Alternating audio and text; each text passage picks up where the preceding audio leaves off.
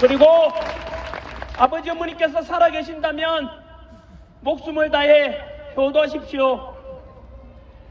그리고 지금까지 한 손에는 태극기 들고 한 손에는 성조기 들고 오직 대한민국과 든든한 한미동맹을 위해서 애써주셨던 우리 어르신분들께 사실은 저도 좀 삐딱하게 봐왔던 것에 대해서 사과드리고 용서를 구합니다. 어르신들의 행동이 실천이 옳았습니다. 우리 실천해 주시고 오직 애국의 마음으로 직접 현장에 나와 주시고 목소리 내주신 어르신들 덕분에 지금 우리가 있으니 이제 오늘 또 지금은 다행히도 둘러보시면은 이제는 2030 세대분들이 더 많습니다.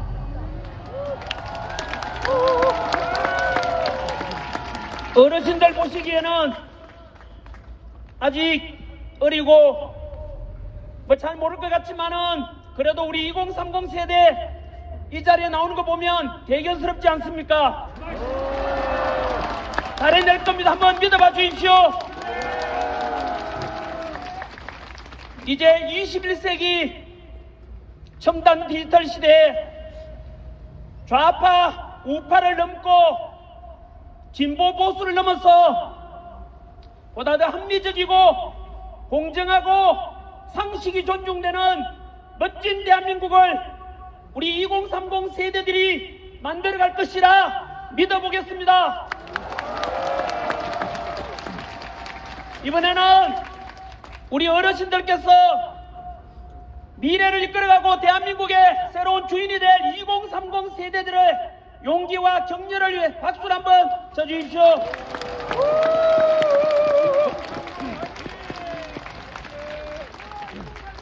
바로 이겁니다.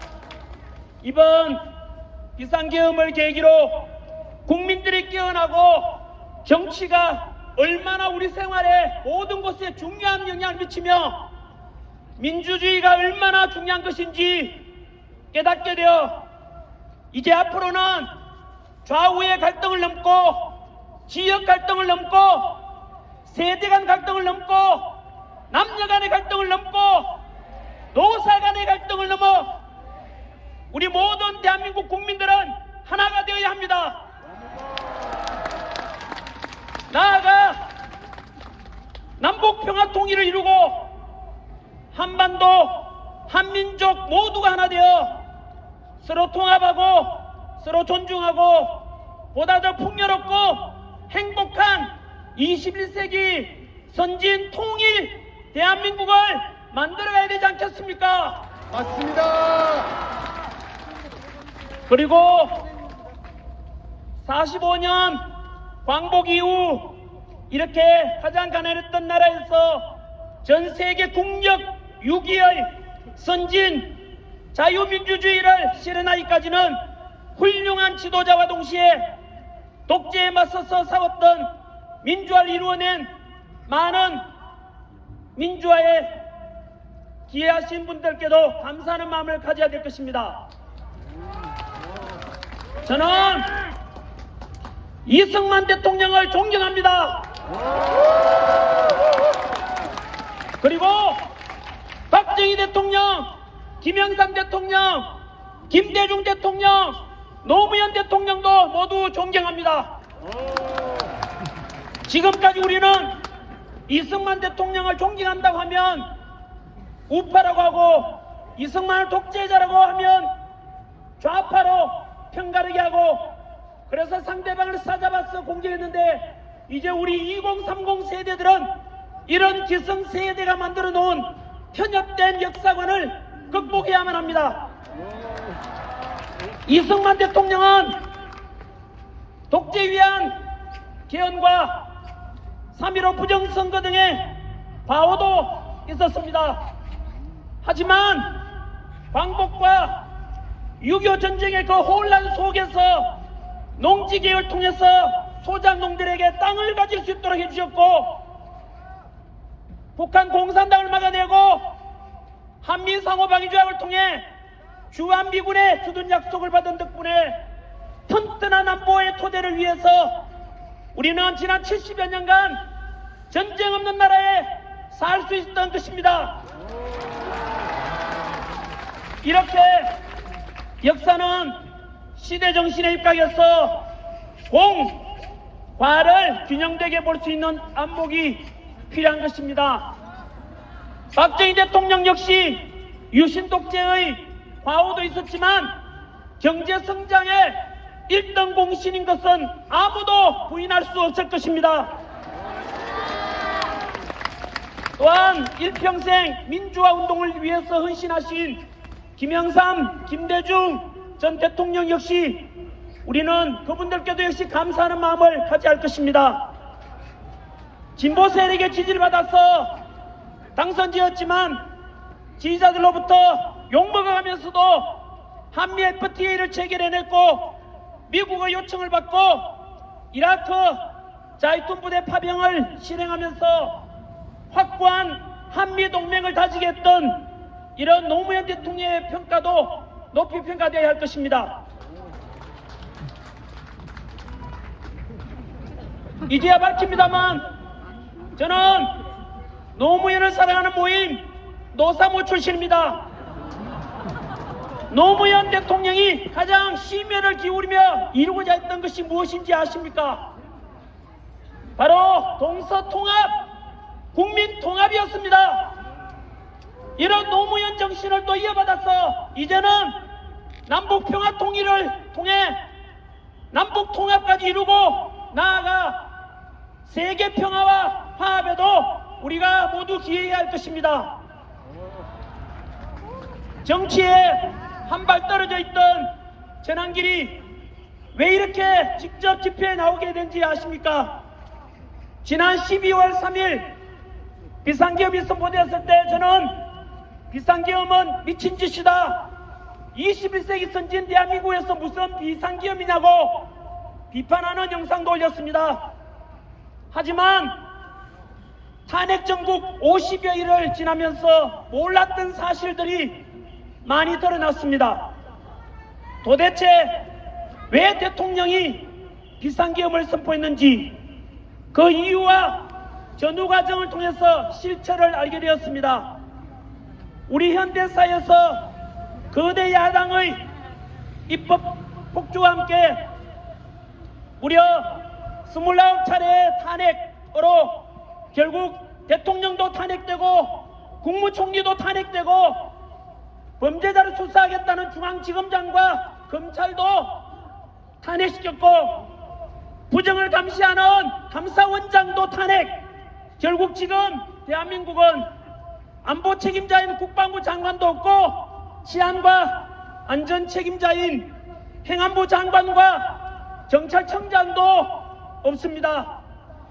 이런 시국에 대행의 대행마저도 말 안 들으면 또 탄핵하겠다고 협박하고 있는 상황입니다. 이런 상황을 지켜보고 있는 모든 국민들은 어떻게 분노하지 않을 수 있겠습니까? 뿐만 아니라 비상계엄의 이유 중 하나, 야당의 일방적인 2025년 예산안 삭감 들여다보면 경악을 금치 못합니다. 대통령 특활비 82억 원, 이 예산을 영원으로 만들었습니다. 조폭과 범죄자 잡는 검찰의 경비 587억 원도 빵원으로 만들었습니다. 마약 사범 잡고 치안 활동하라는 경찰의 경비 31억 원도 전액 삭감해서 빵원 만들었습니다. 옆에 우리 지켜주시는 경찰분들 보고 계십니까?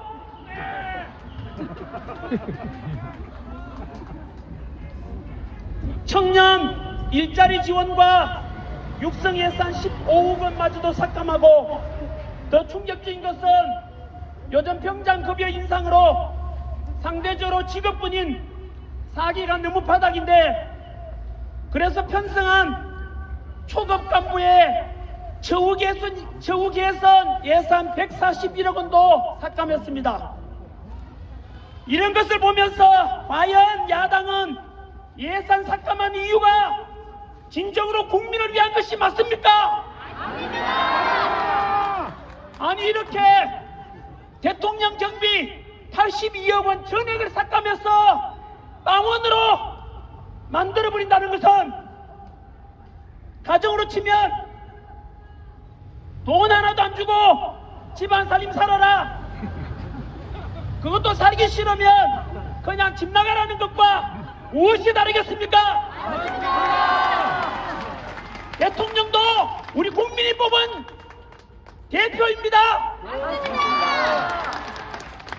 이런 상황을 지켜보면서 국민들은 이들이 과연 진짜 국민을 위한 정치를 하고 있는지 그 실체를 알아버린 것이고, 이런 속에서 진행된 탄핵 정국 속에서 편파보도, 왜곡보도의 극단을 보면서 기존 언론에 대한 신뢰가 완전히 무너졌고, 덧도 보도 못한 우리법연구회, 국제인권법위원회, 국제인권법연구회라고 하는 사법부 내에 정치적으로 편향된 재판을 삼는 판사들도 알게 되었습니다. 공수처와 서부지법의 이상한 영장 발부와 판결을 보면서 상식적으로 납득이 되지 않는 현직 대통령에 대한 예우는 하나도 없고, 일반 서민보다 더 잔인하게 온 세계가 지켜보는 가운데서 보여주기식 체포와 구속, 그렇게 법이 이상하게 집행되는 것을 보고 우리는 전 세계적으로부터 국제적인 비웃음거리가 되었습니다. 이들의 행태를 통해서 다시 한 번 더 그들의 본질도 알게 되었습니다.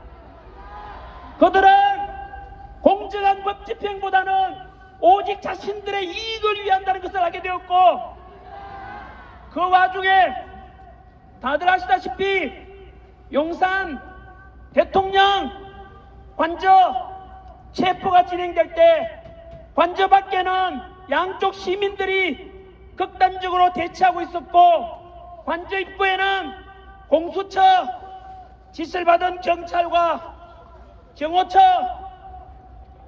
함께 무력 충돌 직전까지 대치하던 때 절대로 우리 국민을 다치게 할 수는 없다.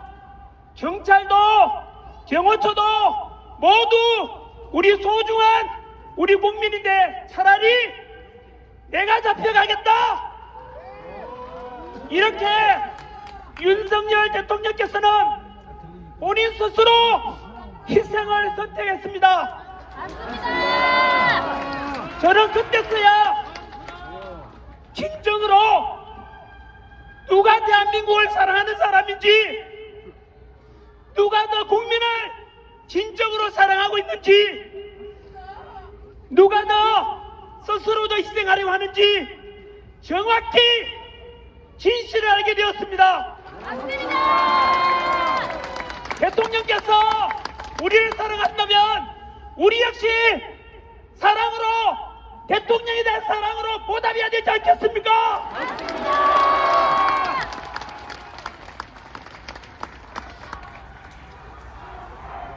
윤석열! 윤석열! 윤석열! 더 크게! 윤석열! 윤석열!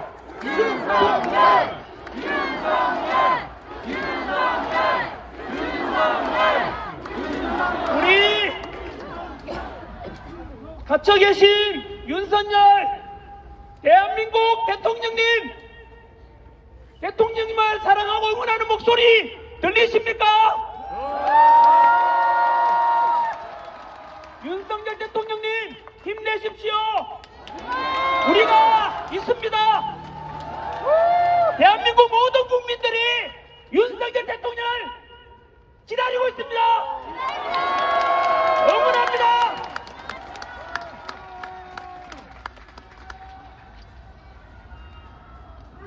요즘 어떤 사람들은 비상계엄을 계몽령이라고 부르는 사람들이 있습니다. 비상계엄과 대통령 탄핵 후 야당에서는 내란이라고 하고 대통령께서는 그에 맞서 입법 독주와 행정부를 마비시키고 29회의 탄핵과 일방적인 예산 삭감, 이러한 국회의 폐악질을 국민에게 호소하고자 선포한 합법적인 계엄이라고 맞서고 있습니다.